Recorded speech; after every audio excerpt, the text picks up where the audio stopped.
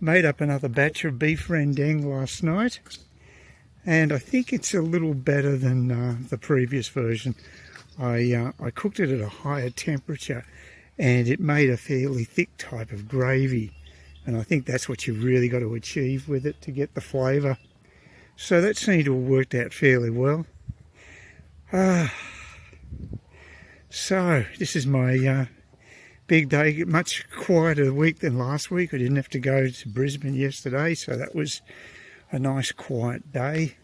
Just cutting off the feet of fronds and put them in the bin, and just dagging around.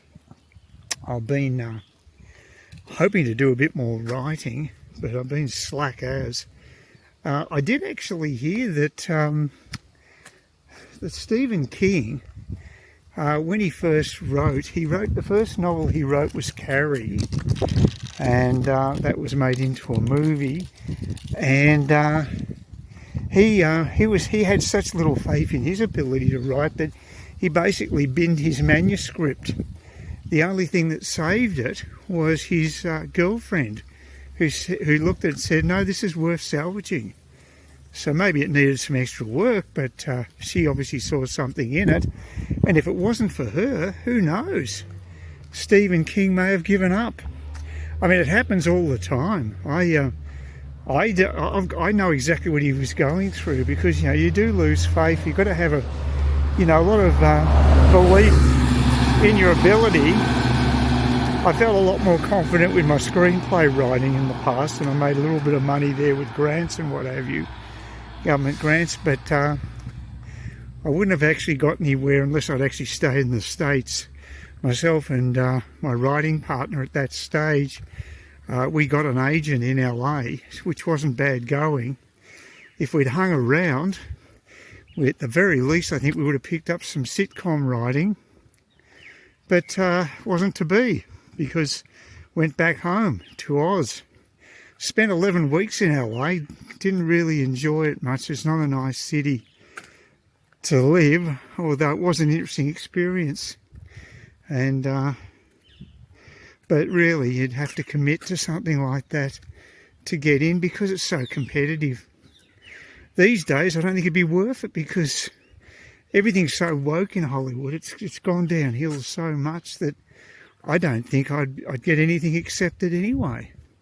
So my only creative outlet really now is through something like Amazon, where no one's culling your work. You're not going through publishers. You basically just put it out in the marketplace, and if people want to read it, they'll read it. And I like that. It's honest. It's an honest system. It's like a stand-up comic goes in front of a crowd, and if they're crap, they'll instantly know it. It's brutal, but it's honest. Something that's not honest, I don't think, and intellectually dishonest, is the way that Jerry Seinfeld did a 180 on his views about comedy being destroyed by the hard left. He's reneged on those views. I think he made it maybe 18 months to 2 years ago, and I thought he was spot on with that observation. But now he's just wimped out, and basically he's got the jellyfish spine that so many celebrities do in America, because their peer group leans so far left that if you deviate from that group think, you're basically ostracised. It's almost like the left were bitching about about McCarthyism outing writers and what have you, because of their left-wing views, but they don't give a stuff about what's happening to people who don't basically toe the line, the group think about all the issues that are coming out now. But anyway, it's a warm one. I think there's a little bit of a breeze, so I better check the time, because I think the bus was on time. They've still got another 5 minutes before they're supposed to come back, so pretty safe. I have been known to have to run across the street though to hail them, because I think this one will turn up on time. This is a very quiet time of the day. It picks up when the schools come out at about 3:30, I imagine, maybe 3 here. They seem to knock off very early up here. I might cop them the Savo. We'll see how it goes, but if I take the 110 bus, I won't get all the school kids because they get on the 111 when it goes through Trinity Park and Trinity Beach areas. Anyway, my last video was quite long, but people didn't seem to mind that. I actually picked up 3 more subscribers without even asking for subscribers, so that was nice. Maybe there's a lesson to be learnt there. I don't need to hound you people asking you to comment or give a thumbs up or subscribe. It's patently obvious to anybody who's been online for a while that that's what's required if you want to support a channel. There's no need for me to harp on that. I know that I saw someone actually said the same thing. It might have been the Scottish guy who travels. He's a very popular YouTuber, and he just doesn't bother with any of that. He goes gangbusters. He gets millions of views, and he only posts every month or so. Dale, the Scotsman. So he does very well, and deservedly so. He's very personable, and his videos are good value. All right, just got out of the hospital, now into the balmy weather. It's quite warm out today, quite humid, and I'm going to go off to Smithfield shopping centre, get the groceries, and I'll be fine. One thing I wanted to mention too, when I went to the pub on Friday, I noticed that the happy hour drinks had gone up by $1 a drink, so from 6 to 7. It's quite a percentage increase. So anyone who says inflation is under control in Australia, they're talking absolute crap in my opinion, because that was quite a substantial increase. Grocery prices seem to be fairly stable now, but when things like grog goes up that much, you certainly feel it. Anyway, hopefully the bus will be here fairly soon, and I'll get the first leg of my trip back home. I did have to pay the fare coming up here. They weren't collecting, but I'll probably still pay $1 anyway. Oh, that was surprising. I got dropped off at the unofficial stop just back there in Starling Street. He's the first driver to do that for probably 4 months, 5 months maybe. Pretty well after Kinetic took over, the drivers wouldn't do that anymore. So it was a hell of a bus ride back, I'll tell you, from Smithfield. There was hardly a seat in the bus, had to sit right up the back, and the aircon was on the blink. It was like a bloody oven down the back there. So there you go, right down that rear end there. You could bloody fry eggs on the metal plate that I was sitting next to. The driver had to turn off the engine a couple of times during the journey, so the aircon would then kick in again. So for some reason it just kept fading after a while, and he had to stop the bus. So it's quite an eventful journey. Crap load of school kids still on board, in spite of the fact we didn't pick up any near the library, which is usually where they pile in. So, and it's a hot day, so I guess that probably caused the engine to overheat and the aircon to die. So at least we had aircon for a fair bit of the trip, but gee, it's not fun being in a bloody an iron cylinder when it's a hot day like today.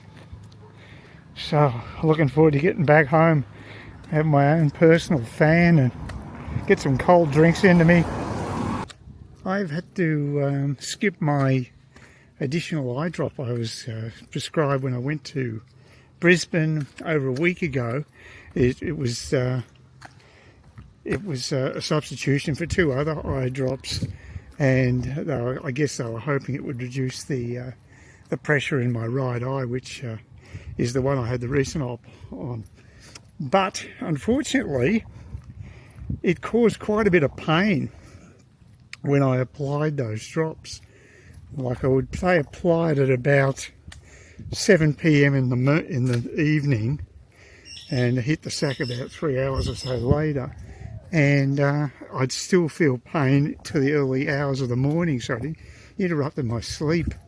It didn't happen every night, but it happened most nights I took the drops. So last night I decided to just skip them altogether, and I'd still taking the COSOP ones, which go into both my eyes, but I've decided not to take the other one. And I've tried contacting the clinic down in Brisbane. There is a phone number to call, and they'll pass on messages. I've done it twice now, and I haven't heard back from the clinic once.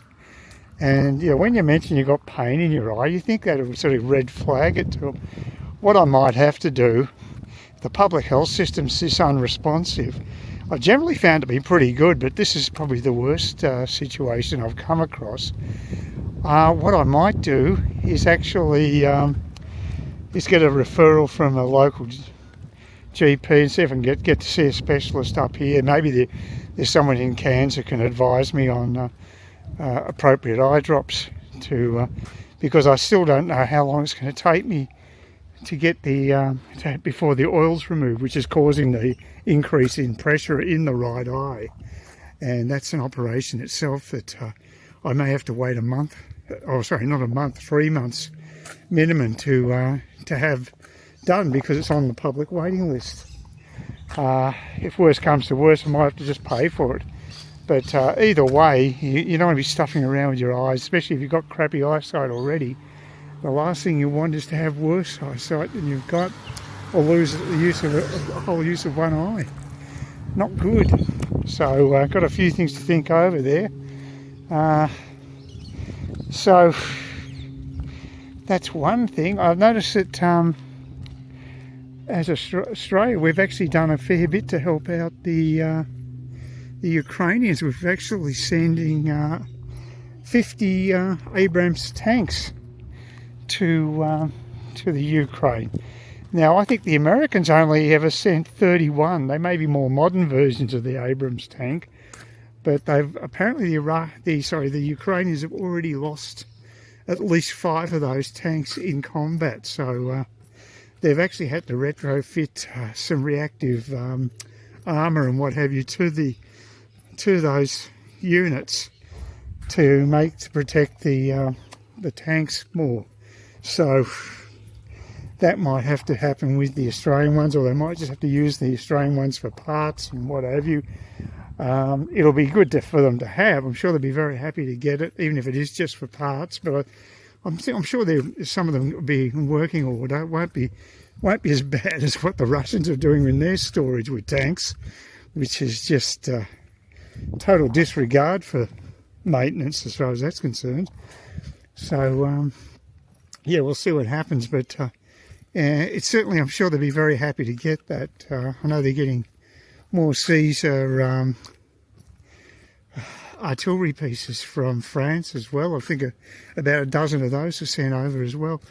Yeah, the big crunch will be what happens after the election, which I am anticipating will be a fairly comfortable win, or maybe even a landslide to Donald Trump.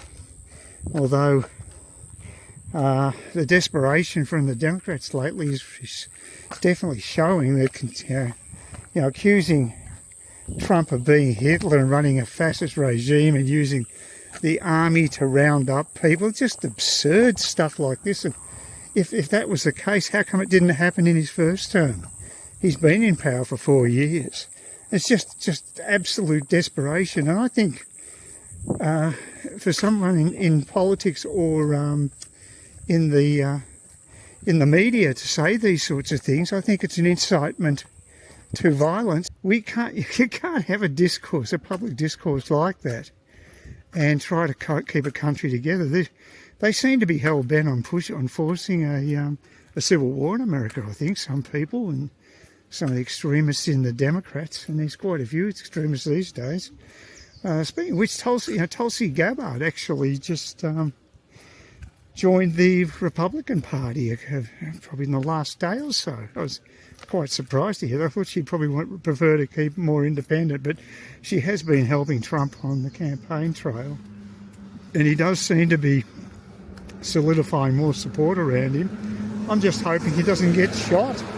That's the big worry, because these are lunatics at places like CNN and MSNBC. They're just, some of the rhetoric coming from them is very dangerous and would incite people who are who are fairly unhinged to go out and have a go at Trump.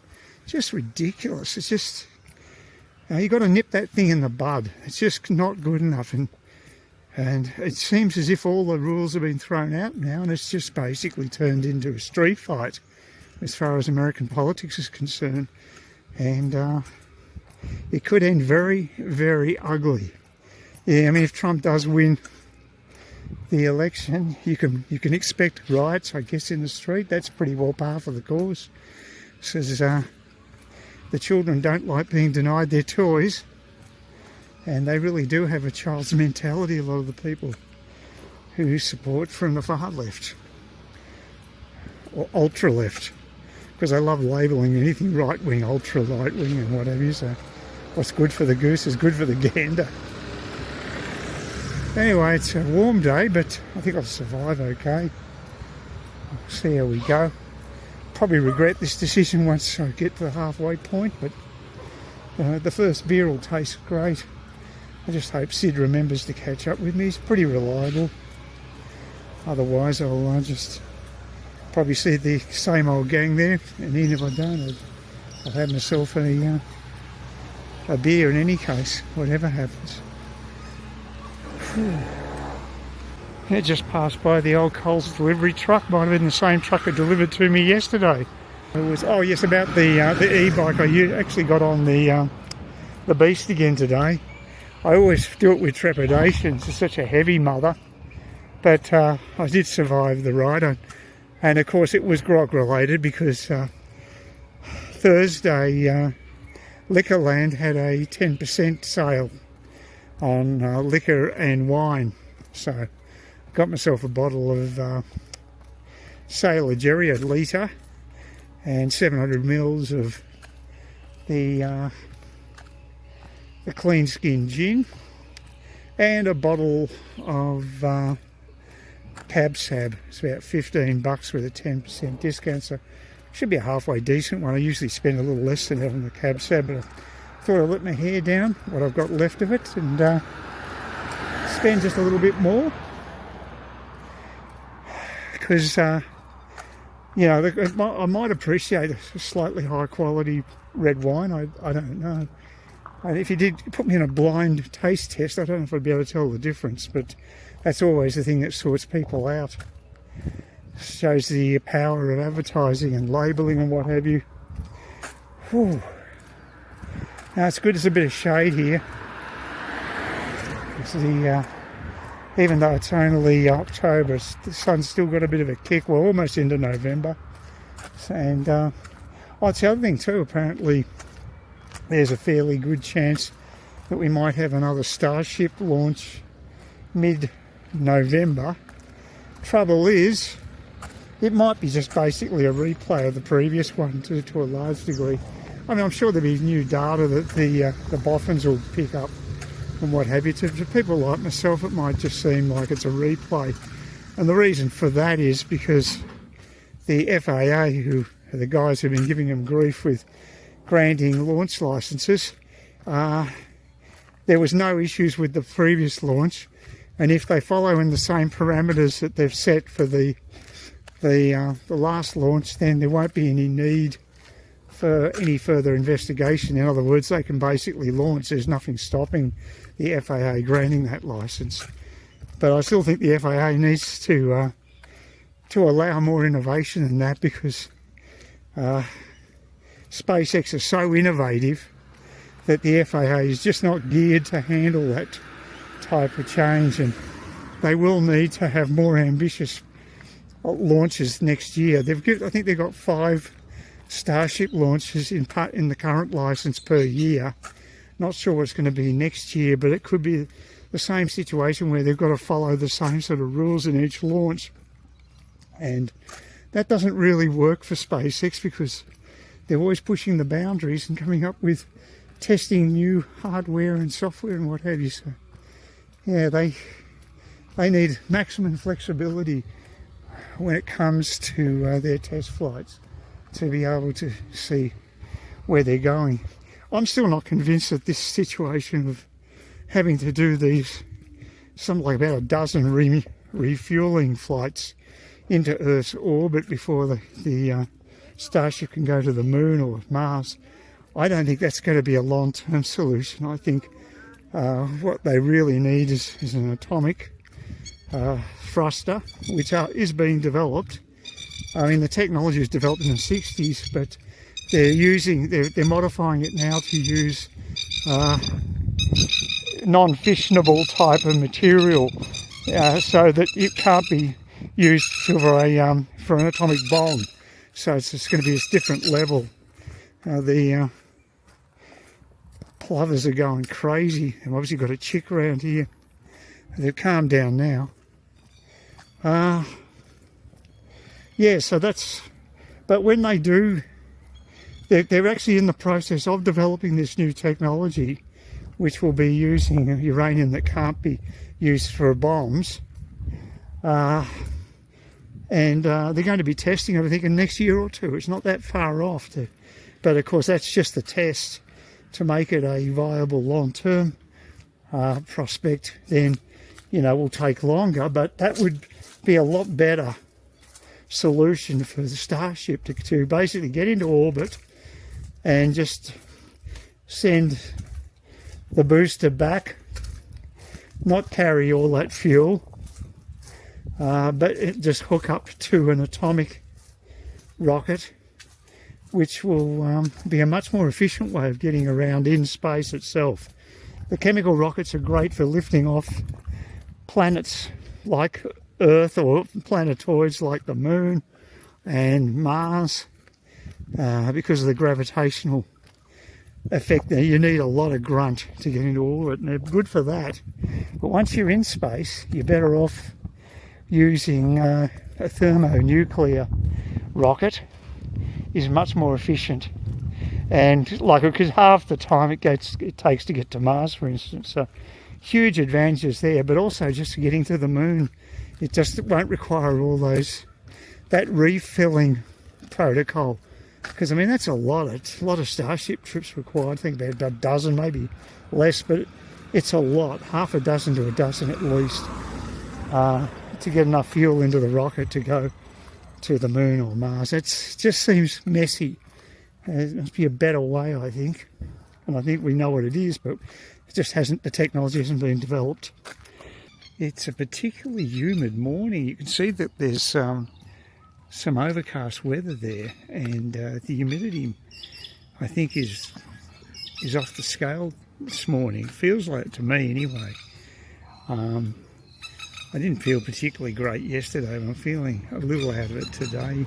Even though I took a sleeping pills, I should have got a bit of sleep last night. I'm sure I did, but it could be just the weather, because I'm not complaining about it changing, because it's been sunny for over a month, and it's nice to actually get a little bit of wet weather for the last couple of days, and I was able to not have to do the gardening, watering in the garden. And of course, now we have a new government.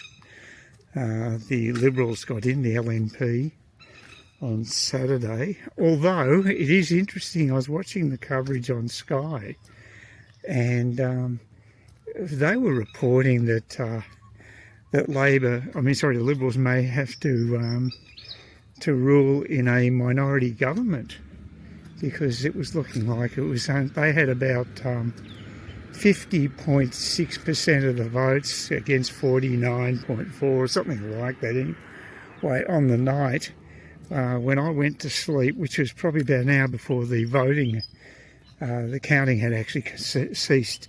Now, when I woke up the next day and checked online, I found that the Liberals had a comfortable win. They'd actually got about 54% of the vote, which is substantially higher than about 50.6. So The only explanation I can think of is that the early voting figures must have come in late, and the people on the panel thought that that would favour the LNP. I actually voted early myself on the second day, on the first Tuesday that the early voting booth was open down at the showgrounds, and apparently in Barron River, where I live in my electorate, about 33% of people actually voted early. But in some electorates, I think Mackay might have been around 80%. So it depended on the electorate. But I was surprised it was that low. I thought more people would vote. I know people that I've spoken to locally, I think they were doing postal votes. And I know at least one person actually voted on the day, but a lot of people must have voted on the day. So I just couldn't be bothered with that hassle. I'd rather do it early if I can, just avoid the crowds. There are a reasonable number of people voting the day I went, so it's pretty popular, but I suppose you could turn up to the early voting centres when it's really quiet. It wasn't super quiet when I went, but I'm sure they have their times. But that's how I'd like to do it anyway. So it's like with the the presidential election now, that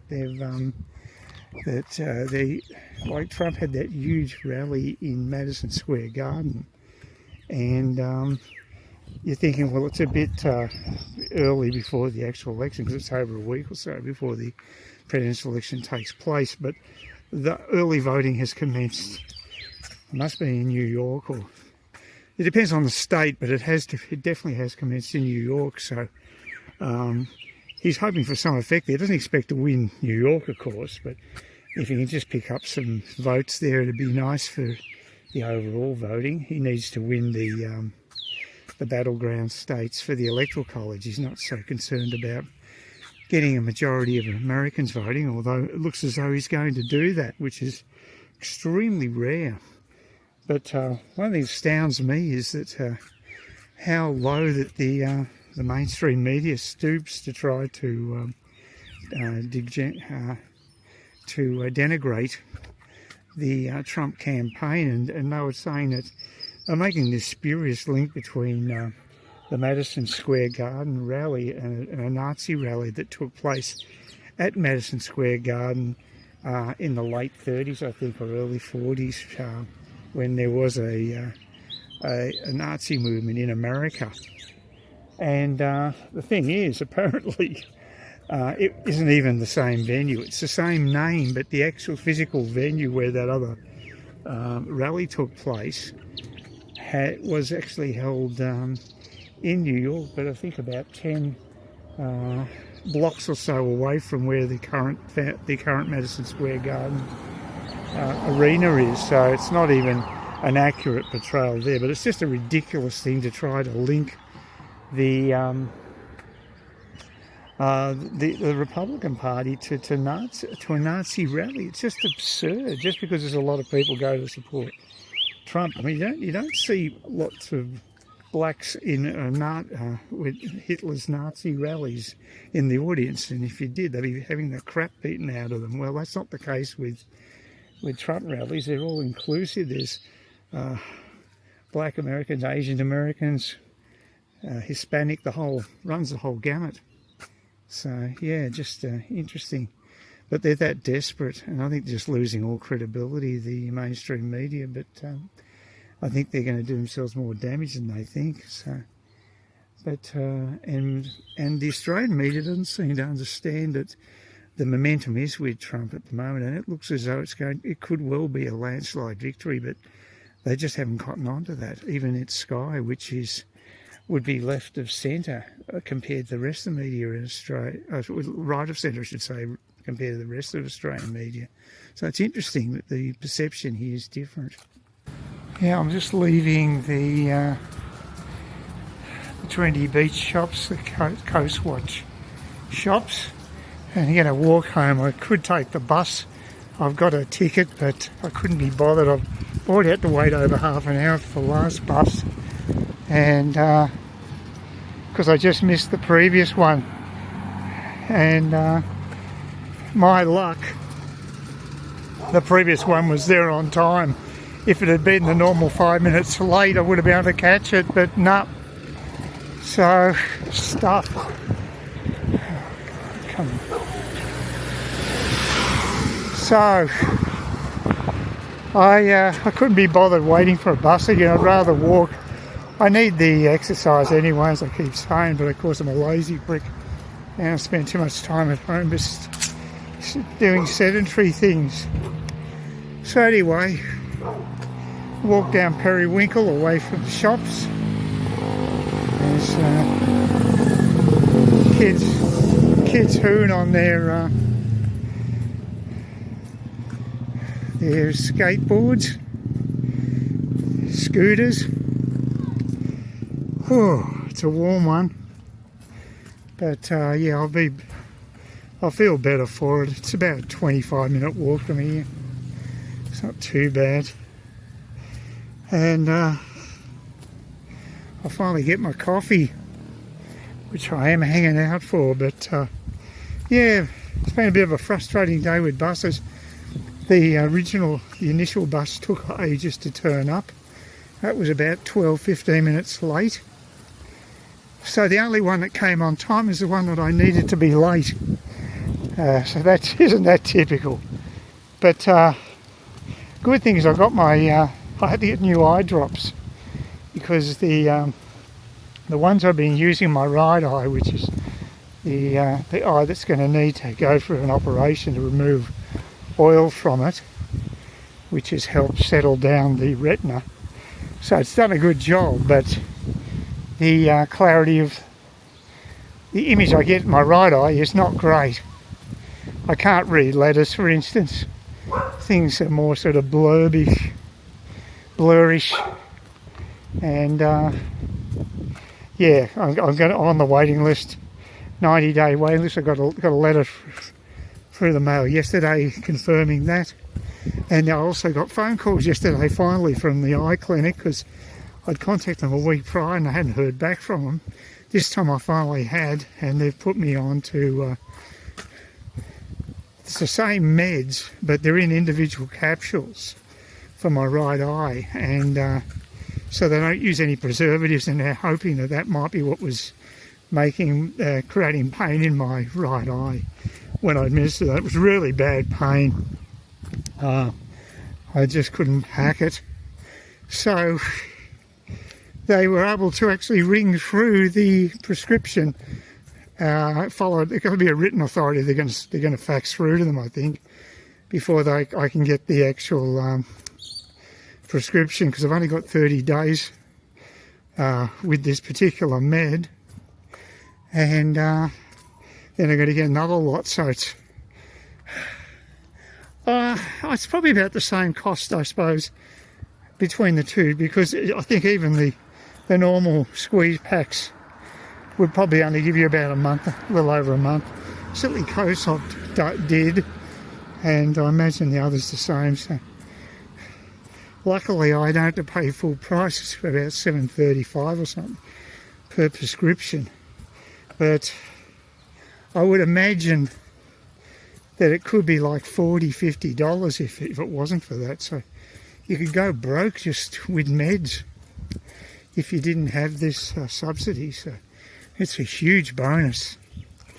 Anyway, I've survived so far in the war, but it is warm. I'll say it's hopefully get some shade. That's the problem. There's just no shade at the moment.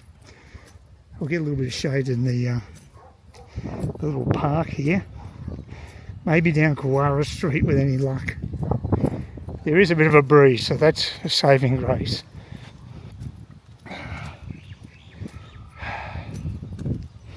But I got a bit of weight because I got a couple of bottles of the ginger beer, the Woolworths ginger beer, the one I like, because it's the only place I can get it, and they don't always have it in stock, so I had to buy a couple of bottles today. I'd much prefer to get it delivered by Coles, but unfortunately their product is different. It just doesn't work as a mixer.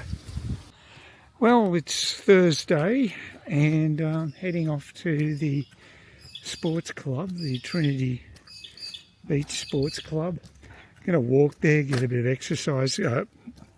Sid was actually just rang me. He's in Central Cairns and at Centrelink. I thought he had to just do a phone call with them. I thought he had to they were going to call him at 11:30, but 11:30 is when he got out of a face-to-face interview at down in the Centrelink office. I didn't realise that was the case. He's had a lot of hassles with them. I think it's about his fourth interview with them. They're just dragging out the process. Just ridiculous amount of bureaucracy required. It doesn't sound like they know what they're doing, and I have said to him, if they continue to give you hassles like that, contact your MP, because I know that any government organisation doesn't like to be contacted by MPs' offices, because they are supposed to be accountable to the electors. So there you go. So it's quite another warm day. I think about 31 degrees top. Nice breeze, so it's not too bad. I'll only be walking one way, so it's not a big deal. And I'll get a lift back with City. Offered to give me a lift there, but you know, I really do need to walk when I can, just to sort of give the old back. The back hasn't been hurting too much when I'm sleeping, but I really should do it each day, and I haven't been. Just a half-hour walk would be quite good for the for back health. I'm going to actually getting out and about a little bit more next week, because I'll have to. On Wednesday, I've got an appointment to go to Specsavers and get my eyes tested, because I'm a bit worried about the pressure in my eyes, my right eye, and you can get a free eye test, so it'd be the perfect opportunity to make sure that drops are working. I've switched to the non-preservative drops, and I don't have any pain. That's the main thing. So the preservatives were obviously causing me grief in the eye. I mean, the pain was so bad that it lasted sometimes, about 5 hours or more, and it was painful enough to prevent me from sleeping on a couple of occasions. So couldn't ignore it, and so I don't want to lose any eyesight if I can avoid it. My hearing ain't the best, so I'm falling apart. I'm okay walking. I haven't got any hip problems, thank God. So that's good news. I'm okay for that. But I'm a bit of a wreck. But I'll keep persevering as long as I can until I come up with some clone parts they might be able to shove into my ailing body. Oh dear. I didn't think I'd make it this far, to be honest with you. So it's all bonus time. And we're following the American election. It still appears as if, from what I can see online, that if you're comparing where Trump is now compared to where he was in 2020 and 2016, he's looking more favourable than both those times.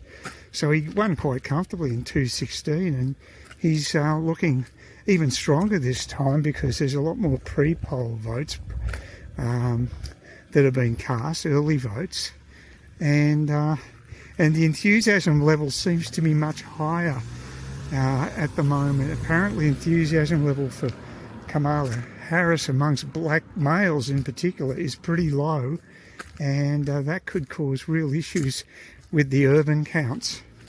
So, but you're going to have the complication, of course, how legitimate will the counts be. Hopefully they are okay, but there were anomalies last time, so just hope, fingers crossed, most of these counts are done in a bona fide fashion. And I would say that Trump would be favourite from what I can see at the moment, but things could change in a week, and there's no guarantees in this world. And it's not compulsory voting, so voter enthusiasm is very important in that type of situation, whereas in Australia it's compulsory voting or you'll get a fine, and most people try to avoid those. So I don't think it's a great system in Australia. I think if you're that disinterested in the whole process, you shouldn't be forced or cajoled to go to the ballot box. That's how I feel about it. But I know that in America they have to use all sorts of inducements to get people to vote, and sometimes they can be seen as bribes and what have you. So it is open to a level of corruption there in that system too. So nothing's perfect, but that's the way it looks at the moment, what I can see. And we'll know in less than a week now what the result is. I'll be very surprised if Trump doesn't get over 300 electoral college votes, which will make him quite comfortably put him back in the White House. As I've said before, I think in many respects, in economic terms and what have you, he'd be very good for America, but I'm still not happy about the fact that he might just drop Ukraine like a bunch of spuds, and I think that'd be a really bad thing to do, because Russia is not a country that deserves any support from the West, in my opinion. I think the current regime there is incredibly corrupt, and it's a kleptocracy, and the whole society's been corrupted. But unfortunately, it's the damage is done is sort of like generational, I think. So it's very sad, because it should have been a rich country. And what Putin did with the Europeans, losing all the gas exports and oil exports to Europe, they were worth a fortune. They were paying top dollar. They were good customers. And, Russia should have been really booming ahead. And it just shows you bad leadership can cause so much human suffering, not just to Russians, but obviously Ukrainians as well in this case. So it's tragic. But, this is human history repeating itself. It happens so many times. We've had bad regimes. But I don't think I can recall a situation where there was so much to lose from Putin's point of view. He's isolated his country now. His only friends overseas are scoundrels. So, it's just, I couldn't think of a worse leadership. It's just totally stuffed everything up for his countrymen. Anyway, just grateful I'm here. I mean, it's one of the better places in the world to be, in my opinion. And we'll see what the latest Liberal Party coalition, how they go in Queensland. Hopefully they can do some positive things about youth crime, because that's just ridiculous.